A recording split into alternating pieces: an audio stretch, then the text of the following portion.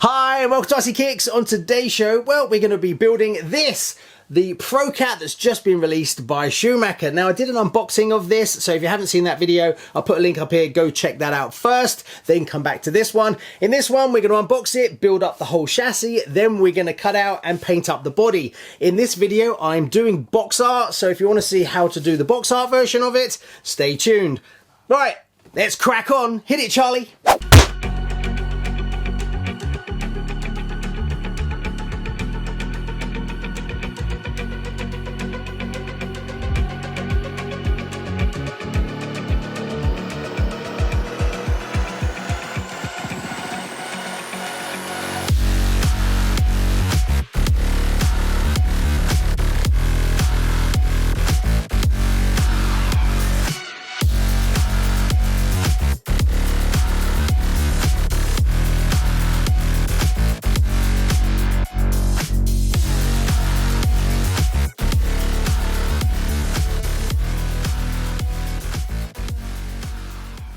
So I painted up the underplate for the Pro CAT.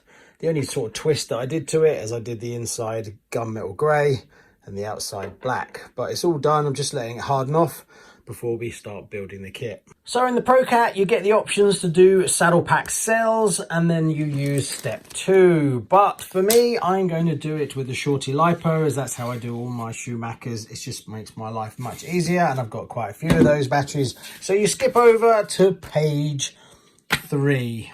I did this one with the score and snap technique, and to get these little tiny lifter holes for the front anti-roll bar, I used one of these, really handy, and then it looks much more professional because it's cut correctly and it looks the part. I'm now going to smoke this. So I smoked the top belt cover and it came out fine, no problems at all. So that's all ready to go, and I'll let it dry so I can put it on the car when I know it's completely hardened. So that's the top belt cover in place, also the anti-roll bar on the front. I will solder on the ball joints on the end, but I'll wait until the end of the build for that one, as I'm getting it all out just to do the front when you've got to do the back later on, so you can leave those to the end.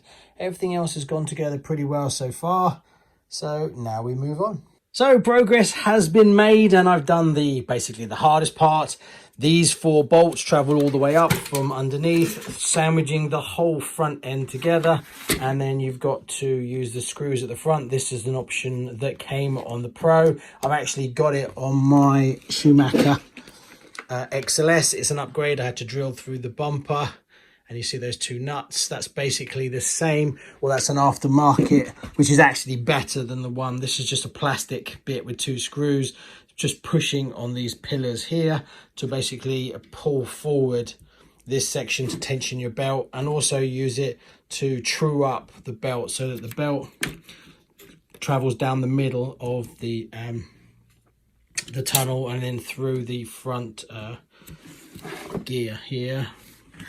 So that is a bit of a faff. So this is not as good as the one I've got on my XLS for sure, but it does the job. And then once you get it all trued up, you just bolt it down and pray you never have to mess around with it again. Also, I had to, this bottom tray, you have to do the 4 holes for it to match up, but you don't know exactly where it is until you put it together. So you've got to go back and do the holes. That's a bit of a faff as well. And then you've got to line up the 4 holes on this plastic tunnel as well. So there's about 5 different things that you've got to get all lined up to get it to work. But you get there in the end. So there we go. So now we move on. But yeah, that's definitely a bit of a pain. So to tighten the 2 outer belts, what you've got to do is take these 4 screws out and rotate this back. It's off camber, it's like a cam. So as you turn it, it will pull this back, and that sets the tension on these 2 here, as well as this one in the middle as well. But you get more control over that at the front. So I've made a good bit of progress. We've got the bands on and the uprights in place, and the lower arms have just been added. I had a lot of faff getting these pins in for the pivot points. That was really tricky. Usual fighting to get it done. These also, getting this pin to go all the way through the actual bulkhead bit that bolts to the car. I had to drill them out to make them a little bit more play. But as you can see, it's holding itself up. You don't want that. I want it to just fall. So yeah, I mean it's almost nothing, but it's enough to hold it up, and you don't want binding at all. So that's something I have to go back and fiddle with. There's just a lot going on in this area, and it gets really tricky. Another tip that I would give you, don't worry about putting this on. Do that later. You can actually get to that from underneath. So this thing just gets in the way constantly, and it's easy to scratch yourself on it.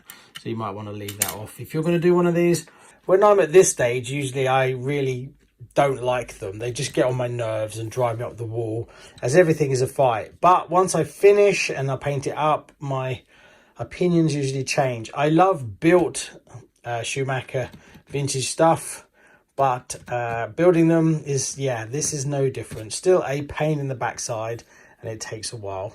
Right, let's keep going. So that's the rear arms on. One thing that I had to go back and modify, the under tray. The way that these actually, the arms fall underneath, it's a bit tight. So I had to go back and take a bit more of that out. So when you do yours, make sure you remove a decent chunk of the under tray. So we now have all the arms on. Finally, the front are on. The front side, the front arms are not a great deal of effort. They're not super difficult to do. That wasn't real challenging. Once you get past the whole putting the front together, it's actually not too bad to do the arms, to be fair. Right, next we move on to doing the rear spoiler aspect. Then we've got the shocks to do. Right, that's the shocks done. I'm not going to say I enjoy these. These are not fun to put together. They can be a bit of a faff. Using the clip and then using some of these helps, but still they can be a faff to get right. So you just got to kind of push through it. But if you're used to doing, say, Tamiya or Kyosho ones, yeah, they are a little bit difficult. Now, obviously, you can upgrade these to the big bore Schumacher shocks, which are much nicer. But these are period correct, so I'm not even sure whether you're allowed to if you're going to do period racing. Right, the shocks are fitted. That was super easy. Nothing special about that. No issues at all. I've also done the steering arms. Steering is a little bit stiff, and I would recommend, out of all the upgrades that you can get, I think the steering is probably the better way to go. Going by my upgraded version, the steering on that is from Mizuno models, and that was much better, much smoother. You got to do a bit more work to this one, I think, if I was to actually get it super smooth. So I may do that upgrade on this one. I honestly don't know. I still haven't decided whether I'm keeping it or not. We'll just have to see. Right, what have we got next? Got to get the tyres on it. Then we've got to start cutting out the body. Also, we've got to solder up the front anti-roll bar. On this one, there is no rear anti-roll bar. Also, I noticed there's quite a bit different around the back. Now, I'm going to put the Pro arms on my XLS. So I've just ordered the arms. The hubs are different too. Also, this part here is different, but there's a carbon fiber one, which I'm going to order. I tried to get one today, but you can't get them. They're all out of stock at the moment. So I will end up putting this back. Also, these parts here that attach to the arm, I forget the name of them, you need those as well. So I've ordered those and the lower arms. So there's quite a few bits and pieces that you've got to change to do this. This is a much simpler rear end than the XLS. There's a lot more going on the XLS, and access is much easier. So this is a nice little upgrade. So I will do that on the show at some point. Right, so that's the basic kit together. I haven't put any electronics in it yet, as I'm not sure if I'm going to keep it, like I said before. Next, we've got to cut the body out, but it's nice and smooth. It is much smoother than my XLS. That's got a lot more friction in it, but then that's running the Pro transmission and the slipper. So it might be that just needs more adjusting, but it's super smooth. Also, the diffs are all nice and smooth, so I'm quite happy with that. It feels really silky smooth. Obviously, it will still need to be set up. I basically eyeballed the toe in and stuff like that.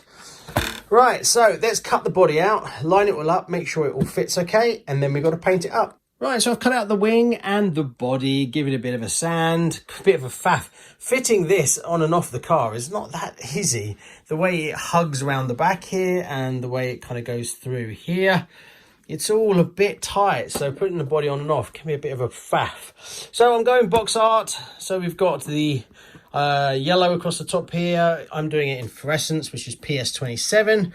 Back PS5 is the black, which is going to back it. Then we've got this kind of pinky bit across there, which is this one, which is PS33. Then there's the green line there. Oh god, this will take forever. The green line is PS21. Then there's no white on the car, but I have white because I want to back these three in white before I do the black. I might even put a little bit of silver. I want these to be vibrant and I don't want the black. So I'm going to do black first, then I'll peel off and do the yellow, and then I'll probably peel off and do the pink and then the green or whatever, and then I'll back it in white and then I'll black the rest of it. So when you turn it over, maybe I'll do it in gunmetal. You turn it over, it will look all uniform underneath. Then I've got smoke, which is PS31 to smoke the window, the big cockpit canopy. So lots of painting. So we better crack on, as it's not actually raining for once. So there you go. After tons of masking, I've actually got this far. So I'm ready to lay down the black. Now, I am no painting expert, so don't copy me. And this is when you get to the level of, you're probably better off using liquid mask. I need to start doing that and airbrushing, really, once you get to this kind of level, as it just takes too long versus the other ways of doing it. But I'm trying to do it the standard way, so just to show that you can actually do it. But I'm not sure how this is going to turn out. There's lots of little angles where you can get bleed through and stuff like that. So we'll just have to play it by ear and see how we get. So the first thing I've got to do is lay down the black, which is this section here and this bit up here. Then this bit is yellow. Then I have to peel off this to do the green, and then leave the pink till last, and then blow it over in white. So, wish me luck. Oh, by the way, the window mask for this is absolute pants. It's miles off. It's nowhere near thick enough at all. You can get this section here and this section here, and then you can get the line across the bottom, and then there's a massive gap at the top. So, I don't know if I'm doing something wrong, but I had to do it myself, so I masked it up, which obviously took a little bit of time, but we are pretty much ready to go. I've got to make sure all the little creases are pressed down as best I can. I'll probably get the heat gun on it and then try and get down some black. My only concern is that I've been touching the inside so much that I put down a lot of oil, so we might just have to do very thin coats very gently, and then see if there's any problem areas, remove them. So this one's going to take some time, and it's probably the most complicated body that I've ever painted. So don't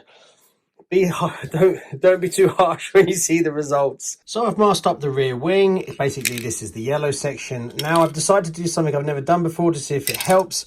I'm actually going to back it in PS55 flat clear first to see if I can see all the edges, especially on the body. The body is really finicky. There's lots of potential for it to bleed through. So I'm going to try that trick and see if that helps.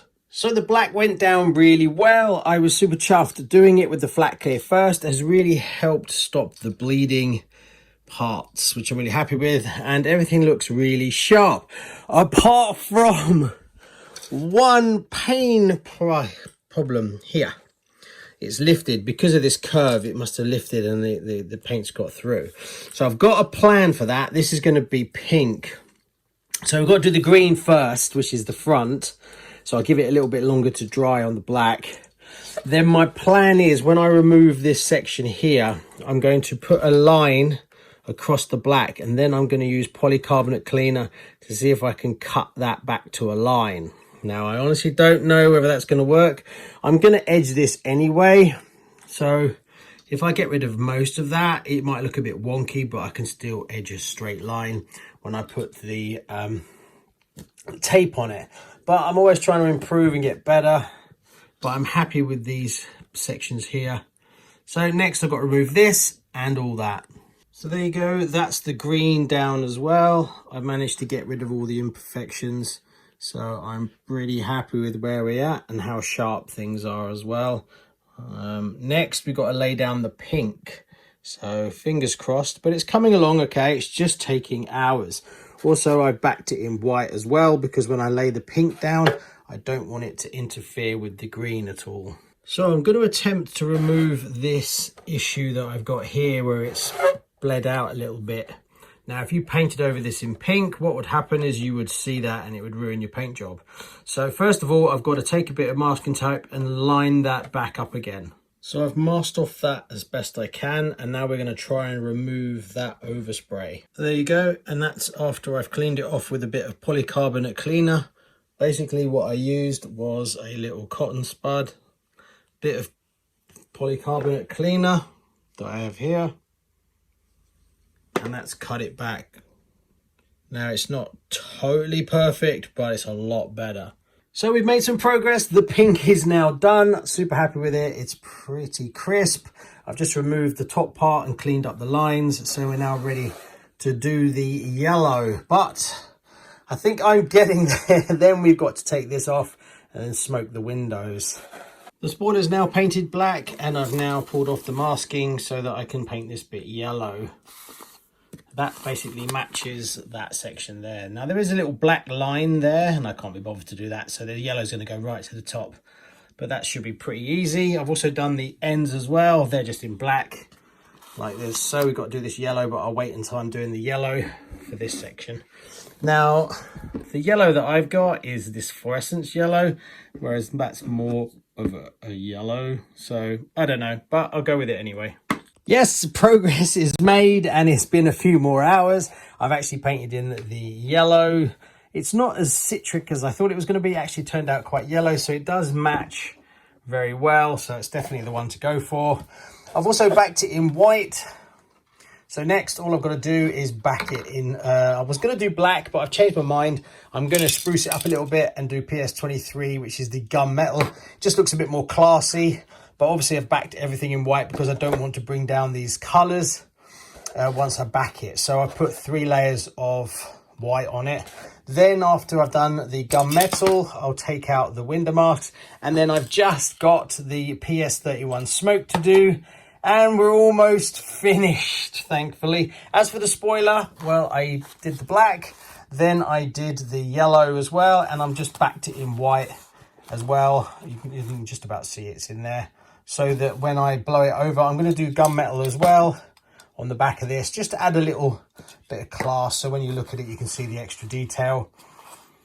So that's pretty much finished. The protective film on this is actually on this side. So I've taken it off. So there's no protective film on the top. Hence why I've filled it full of tape on that side. So I don't want to get overspray and have to clean it all off. So we're almost done. So we've just got to back that in gunmetal, back that in gunmetal, take that out and do smoke the windows. And then I'm not sure if I'm going to edge it or not. The only little mistake that I made that I haven't really seen, there's a little tiny bit of overspray there. I didn't see it, otherwise I would have removed it.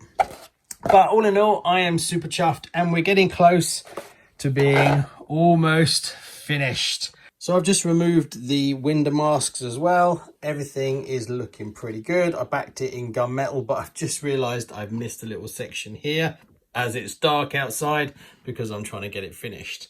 So there's a little bit there, so never mind. When I spray over the windows, I'll put a little bit on there and that will make that disappear. It's only the inside, it's not so much of a problem, but the outside is looking really good. The spoiler is almost done. One thing, there's a hair in the actual paint, so I don't know how that got there, but what I thought I'd do is that there's a black line there. I will put a black edging strip across the top there to match it, just to neaten it off. I went a little bit wider than what they've actually done here, mainly because when it's mounted, I wanted it to be the same sort of width, so it all kind of flows on, whereas if you look at it on here, it's wider and then it goes thin. So I thought that was a slightly better way to go, but we are getting close. That's obviously been backed again in gunmetal.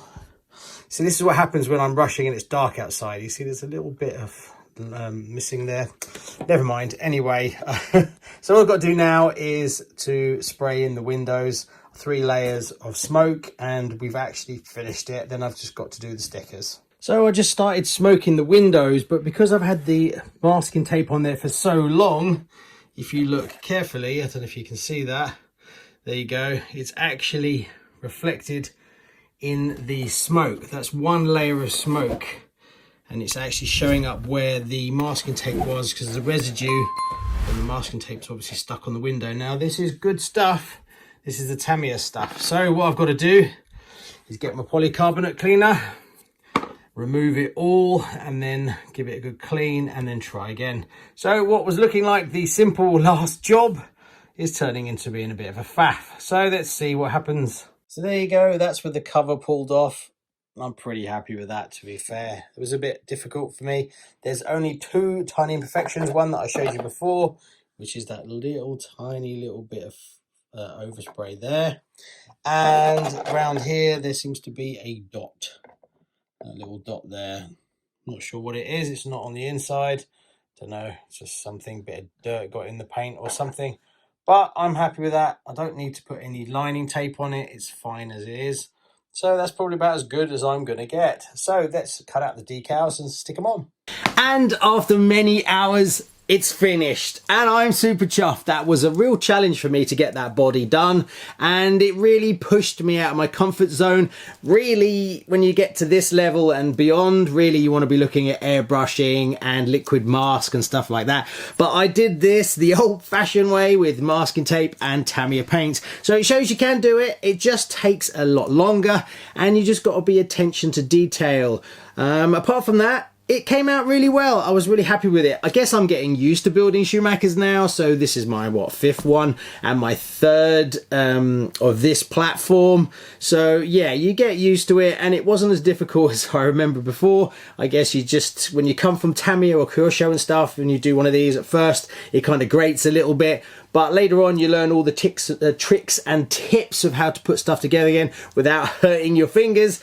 And yeah, I almost wimped out and didn't do box art with this one. I almost went with my standard blue, but I'm glad I did, as it pushed my skills a little bit more. And I'm happy where I got to. So I think in the future, I'll put a little bit more effort in to try and do some more box art stuff, because Schumacher box art stuff can be a little bit tricky.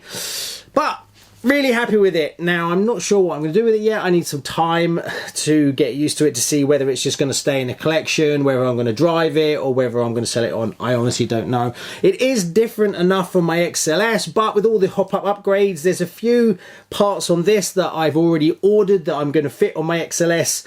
So the back section, they didn't really do much to the front, but they changed the back. They simplified it. I will do a video where I compare the two to show you all the differences, but to let you know, you can convert this back to an XLS if you want to, and vice versa. It has quite a few parts, as well as the body, the top deck, the lower deck, the back, the arms, that kind of stuff, but it is possible. So if you missed the boat on the XLS and you'd really wanted one, you could go this way. And I think the difference between the two kits in price, when you add all the extra bits and pieces on, I think you'll still be quids in, versus, especially if you want to build it new in box, they obviously demand quite a lot for an XLS, so this might be a better way to go. Right, thanks very much. Please like and subscribe, and if you haven't, hit that bell notification, as we've got lots more builds coming. That's another one ticked off, so let's move on to the next one.